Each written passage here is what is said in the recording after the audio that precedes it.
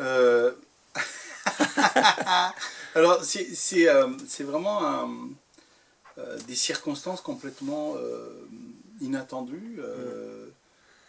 invraisemblables, inespérées, malgré tout, puisque on se retrouve dans cette période où le couvercle cher à d'aucuns poètes nous est tombé sur la tête. Et, voilà, on finit par se retrouver alors qu'on devait se rencontrer le 21 novembre dernier pour un cabinet Havel, donc ces moments de réflexion qu'on affectionne au Plessis, issus de Václav Havel, qui nous avait autorisé à garder le nom de son cabinet de réflexion, avec Yaya Bellaskri, qu'on attendait avec beaucoup de plaisir, d'impatience, C'est gentil, merci. mais vraiment d'envie d'échanger parce Mm. que ces moments-là sont des espaces d'échange et de liberté avec nos usagers, nos publics. Et puis il y avait donc le 21 novembre, et ben, le 21 novembre, Oui, comme tout, tout a été fermé une nouvelle fois. Et puis on l'avait donc reprogrammé euh, le 13 mars. Et puis le 13 mars, ça sera toujours fermé. c'est ça. Et donc on a décidé, grâce à une échelle qu'on a mise derrière ma fenêtre, de faire monter Yaya par la fenêtre, Voilà. puisque normalement on ne peut pas rentrer, mais sans public. Et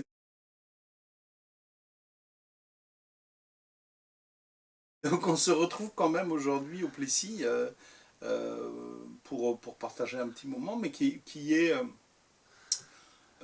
un moment encore plus intime que ceux du cabinet Havel, où effectivement on rassemble à chaque fois entre 80 et 100 personnes, puisque la salle Gabilly est petite.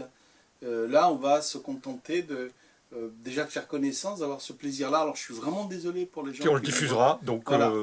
Je suis désolé pour ouais, les gens ouais, qui vont le voir ouais. sans être avec nous, mais Oui. on va tout faire pour qu'il y ait un après 21 novembre, donc pour qu'il y ait un après 13 mars, et qu'on se retrouve enfin réellement avec le public ici. Oh, certainement, oui. Oui. Voilà, alors moi, la seule chose que je voudrais rajouter, c'est pourquoi en plus ce rendez-vous et ce moment avec toi était extrêmement important. Euh, c'est parce qu'évidemment, dans ton œuvre, dans ton parcours, euh, voilà, après, si tu cherches la pluie, elle vient d'en haut, je pense que. Donc, c'est un magnifique titre et puis magnifique roman. Tu as écrit un autre roman qui s'appelle Une longue nuit d'absence et qui, moi, quand Jean-Louis me l'a apporté, me l'a fait lire, m'a totalement bouleversé, puisque euh, effectivement, il porte sur une période qui nous a beaucoup marqué, enfin, humainement Oui. et au niveau de toute notre famille, mais aussi au niveau de notre parcours théâtral, artistique, puisqu'on a monté un spectacle qui s'appelle toujours, mais qui pour l'instant est dans une petite boîte aussi, le Romancero des Ombres, et qui portait sur la résistance des femmes espagnoles depuis le moment de la République, hein, et évidemment ce moment particulièrement crucial dans l'histoire espagnole, qui était la retirada, donc la retraite, le départ. Donc pour moi, il était marqué dans ce passage entre la Catalogne française, enfin la Catalogne espagnole et la Catalogne française, au Pertus, les camps, etc. Voilà, et puis en lisant ton livre, alors que Dieu sait si j'aime me nourrir de cette histoire-là, en fait tu m'as ouvert un pan de ma mémoire, de mes racines, qui était la retirada, mais de l'autre côté de la Méditerranée, donc chez toi, avec un roman que vraiment je conseille à tout le monde. Faut le trouver à l'Oiseau Vigie, hein, il faut le commander à l'Oiseau Vigie, qu'il y en ait plein qui y partent aussi. Euh, voilà, avec un roman qui à la fois est est un roman au premier sens du terme, c'est-à-dire qu'on a à faire un voyage qui est à la fois un voyage intérieur, qui est à la fois, évidemment un voyage qui nous renvoie à notre propre voyage intérieur, et puis effectivement d'une grande épaisseur, d'un grand humanisme, et on apprend aussi beaucoup, beaucoup, beaucoup. Et notamment la souffrance de ces gens-là, et qu'effectivement que les autorités françaises de ce moment-là, d'un côté des Pyrénées ou de l'autre côté de la Méditerranée, étaient aussi ordurières et aussi inhumaines dans le traitement de gens qui venaient qui étaient en exil et qui s'étaient battus pour défendre la liberté, et pas uniquement leur liberté. Pas uniquement. Voilà, donc moi ça m'a totalement bouleversé, et on s'était dit avec Jean-Louis, on va se faire une belle soirée, un beau cabinet à Veynes. Donc déjà merci, et puis voilà, je sais pas... Qu'est-ce qui t'a amené, voilà, toi, à écrire ça, à écrire ça? J'allais lui poser toi, la question. Oui. Doran, algérien, né en 1952. C'est quoi l'histoire avec l'Espagne? Avant, je veux dire juste que je suis très heureux d'être là, de partager ce moment avec toi. Quand j'ai su qui tu étais, d'où tu venais, de quelle histoire, j'ai dit oui, c'est évident. C'est évident, il faut que je le vois, parce que nous avons en partage une histoire longue et douloureuse, mais aussi faite de joie, de rencontres, de partage et tout. Et puis Jean-Louis a été l'artisan de cette rencontre, et j'en suis très, très heureux. Le cabinet à Veynes, ça m'intéresse, pour moi c'est un clin d'œil à une rencontre que j'ai faite à Prague, à la bibliothèque Václav Havel. Donc il y a longtemps, où j'ai parlé de l'immigration de manière générale, et où j'ai parlé des Espagnols. Incroyable. Notamment les républicains. Donc moi je suis d'Oran. Il est évident qu'Oran a une dimension espagnole. De toute façon, on peut se passer de paroles. N'importe qui prend un avion, arrive à l'aéroport d'Oran et va se balader dans Oran. Et il va trouver la porte de Madrid. Oran l'espagnol. Elle est là. Elle est là, complètement. Partout. Quant aux Espagnols, la souffrance des républicains,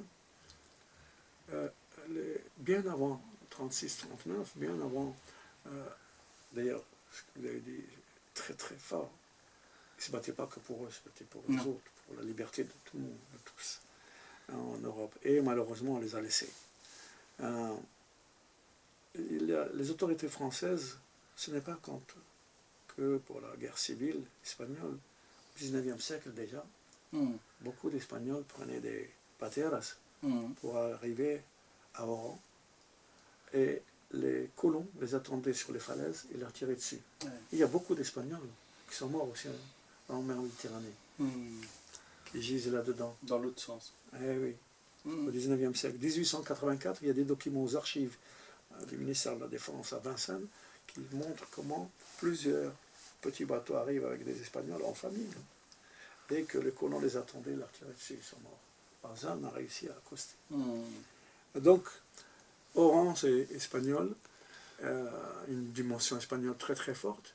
Et puis, j'ai découvert l'Espagne à Oran, puisque j'ai mangé la paella, j'ai mangé tout, avant de venir en Espagne, avant de voir l'Espagne. J'ai de la voir. Tout est espagnol à Oran. Même mes copains. Et dans un de mes livres, je parle dans 2 de mes livres, 3 de mes livres, Paco, on le retrouve toujours. Oui. Parce que c'est un copain d'enfance. Alors, donc l'Espagne est là, je la porte, réellement. C'est mon histoire aussi, il parle de mon histoire importante. C'est l'amitié et l'enfance avec les enfants des républicains espagnols qui sont venus, parce qu'ils étaient entre 8 et 10 000 qui sont venus en Algérie, et notamment à Oran, c'est peu les importants. Une communauté qui n'ont pas été bien reçus, bien évidemment. Non. Insultés, humiliés, mis dans des camps.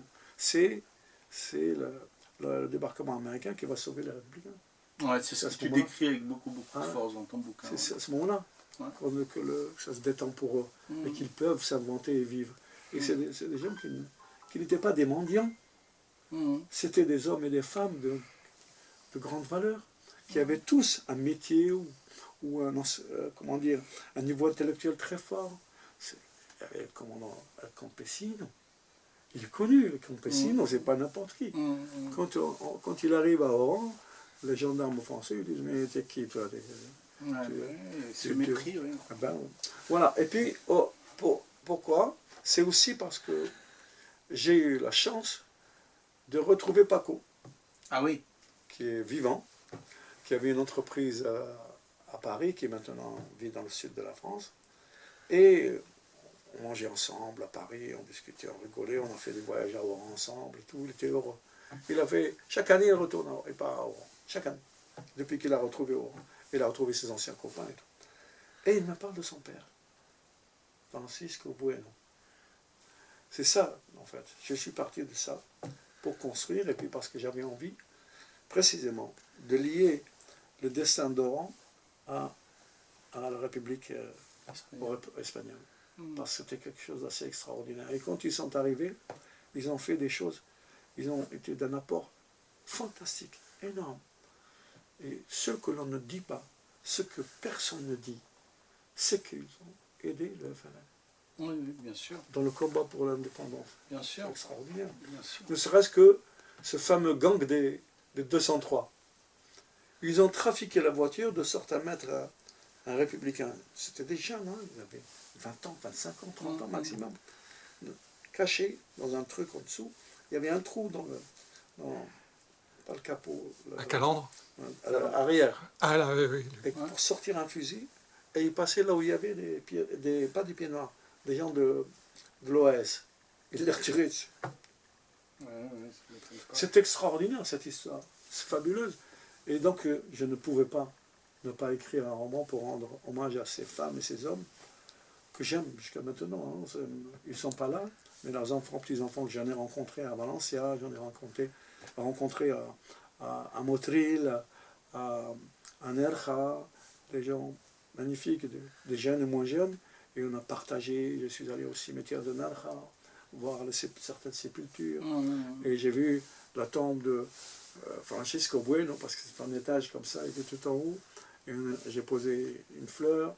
Et donc, ça fait partie de mon histoire, ça fait partie de moi. Il est évident qu'en tant que romancier, j'avais envie que l'Espagne soit là. Et elle est toujours là. Ah oui. Et c'est étonnant parce que tu parles de Paco et de son père, et José, dans le spectacle Romancero des Ombres, évoque aussi, pas seulement évoque, nous donne le témoignage de son père. Ouais. Je te l'ai expliqué Ouais, un petit mon peu, père le et dispositif, tu peux en dire Mon deux mots. grand-père, oui, c'est vrai que je crois que en fait, que ce soit notre création théâtrale, qui en fait porte à la fois sur une adaptation de témoignages de femmes résistantes espagnoles depuis donc la deuxième guerre, la deuxième République jusqu'à aujourd'hui, et c'est un magnifique film qui s'appelle Compañeras de Dominique Gauthier et Jean Ortiz, et aussi sur le récit que mon père m'écrivit en 1975 quand je suis parti de Bourges pour venir étudier ici à Tours, de son enfance pendant la guerre civile. Et donc de ces années-là que l'on va retrouver dans ton roman, c'est ça qui est avec des territoires, des paysages communs,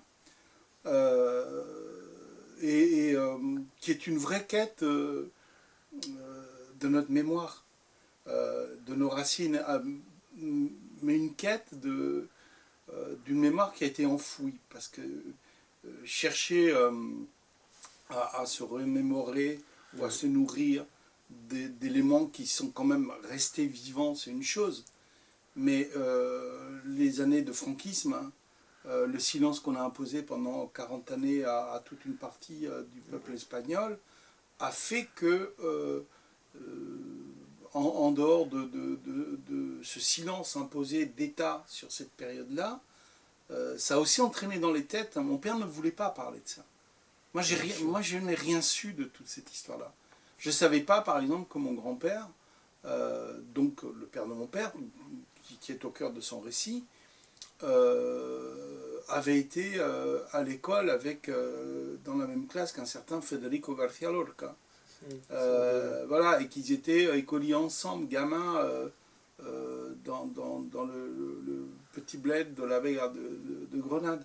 Mais ils n'en parlaient pas. Et donc, ça veut dire que ces 40 années-là, elles ont aussi façonné un silence intérieur, une impossibilité de dire, qui est encore pire qu'une mémoire bafouée. Et c'est ce qu'on a aussi, c'est ce qui s'est aussi passé dans la... parce que moi je me rappelle très bien, donc c'est dans les années 75 où j'ai commencé, 76, à prendre conscience de plein de choses. J'étais tout jeune, 19 ans, 20 ans. Et puis Franco, il a tenu jusqu'en 75 quand même. Hein. On devait se voir le 21 novembre 2020, lui il est mort le 20 novembre 75. Enfin on l'a débranché le 20 novembre voilà, 75, c'est pas pareil. Et donc à ce moment-là, moi je me rappelle parfaitement aussi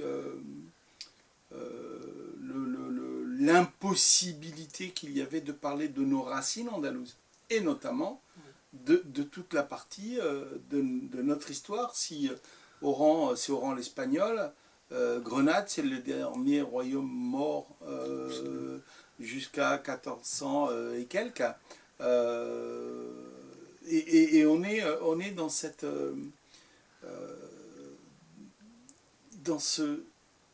cette impossibilité de savoir d'où on vient parce que des dictateurs nous ont imposé ce silence-là.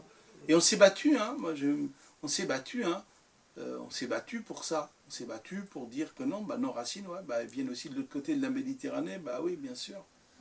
Bien sûr. Et tu vois, ça explique pourquoi, moi, je te le disais, pourquoi j'ai cette absence d'information, pourquoi ma mère ne parlait pas. Mon grand-père, j'avais 11 ans, peut-être j'étais trop petit quand il est mort, mais ma mère, pourquoi il ne parlait pas de ça? Pourquoi il ne voulait pas? Je l'ai appris en 2000, moi, par hasard. Voilà, et c'est vrai que autant le spectacle, le romancero, que ton livre, une longue nuit d'absence, et le titre il porte bien, c'est une longue nuit d'absence, c'est de très longues nuits d'absence de mémoire qui sont au cœur de tout ça. Et je crois qu'autant donc le spectacle qu'on a pu faire que ton roman contribue à nous ouvrir les yeux. Voilà. Et ça cette fonction-là qui est magnifique. Justement parce que le créateur convoque l'absence. C'est cela, toi comme moi. Nous convoquons l'absence, c'est ça notre travail. C'est à ce niveau-là. Et puis tu parles de silence, effectivement. Les gens ont tellement souffert qu'ils n'avaient pas envie, non, parce que parler, c'était déjà revenir sur la... C'était raviver les blessures. Et donc ils voulaient que leurs enfants aillent de l'avant. Ils ne souffrent pas de ça, bien sûr. C'était difficile. C'était ça. Dans toutes les guerres, c'est comme ça. Oui, bien sûr. C'était ça ce qu'expliquait le silence de mon père. Et quand je suis parti en septembre 75, je lui ai dit, mais est-ce que tu vas, papa, me dire enfin d'où on vient? Parce que tu n'as jamais parlé. Je ne sais pas d'où on vient. Je ne sais pas ce qui s'est passé. Je ne sais pas pourquoi on est là. Je ne sais pas pourquoi tu es là. Et qui m'a écrit ces 20 pages toute la nuit, qui me les a d'abord racontées pendant 3 heures. Après, j'ai demandé de me laisser cet écrit-là. Effectivement, ça a participé de cette ouverture au monde. Si, voilà, et qui permet maintenant à... je crois que plus, en tout cas moi, en tant que metteur en scène, j'avance, plus ça me semble nécessaire de travailler effectivement sur comment essayer de combler l'absence, ou de dire l'absence, pour rendre une présence, en disant ceux qui ne sont pas là, qui n'est plus là, reprennent vie dans nos écritures respectives. C'est pour ça que c'est important aussi que tu donnes la parole à Mathilde, qui est une autre génération, qui elle, est en train de se construire et qui a besoin aussi de se construire sur ce passé-là. En disant comment il a été nourri par ces récits-là des uns et des autres, et qu'elle devient autre, obligatoirement. C'est aussi ce qui se passe dans dans le documentaire de Compañeras, où les jeunes femmes d'aujourd'hui espagnoles qui continuent à lutter, parce qu'il y a de quoi faire encore hein, là-bas, hein, comme partout, mais pour les femmes, disent comment elles sont sorties renforcées, plus résistantes encore, en connaissant cette mémoire-là, en sachant tout ça, quoi. Et voilà. Oui, juste. C'est toi qui va conclure, Ouais, vas-y. ouais, Et tu donnes aussi à José quelques informations sur ce que tu es en train d'écrire là. Non, ce que je voulais dire, je vais revenir sur Oran. Oui. Tout à l'heure, je disais, quand on est à Oran, je parlais de la Porta de Madrid, mais il y a aussi la Ras Alcazar, et il y a surtout, de n'importe quel endroit d'Oran, on voit sur la montagne un fort, le fort de Santa Cruz. C'est espagnol. Donc, tout est là, tout le décorum, les murs d'enceinte, l'ancien hôpital, l'évêché, les églises, tout est là. Donc, on pourrait nier la part espagnole, c'est impossible, parce que Oran est espagnol. Ouais. Et j'allais dire aussi que cette ville a été fondée en 902, après Jésus-Christ, par qui? Par des marins andalous, qui sont venus d'Andalousie, ils ont pris la mer, c'est des marins andalous et qui ont dérivé sur cet endroit-là, et c'était des falaises. Et là, ils se sont posés, ils ne savaient pas comment faire, leur bateau avait échoué, et ils vont s'inventer. Ils vont s'inventer, ils rencontrent des tribus berbères locales plus loin, et c'est comme ça qu'ils vont reconstruire des bateaux, repartir vers l'Andalousie, et Alicante, et faire le va-et-vient, et c'est là qu'ils vont créer la ville d'Oran. Nous sommes en 902. Donc c'est une histoire très très longue. Ce n'est pas possible de faire autrement. Et dans les années 2000, nous avons fait un colloque à Oran, dans la ville, autour d'Emmanuel Robles, oranais, espagnol, et il y avait Jacqueline Robles, sa fille qui était là avec nous. Donc on a évoqué précisément tous les aspects d'Oran espagnol, tous les aspects, au niveau culturel, c'est-à-dire le théâtre, le cinéma, tout ce qui a été fait au niveau de la presse, et aussi donc, la vie, comment elle est construite et tout.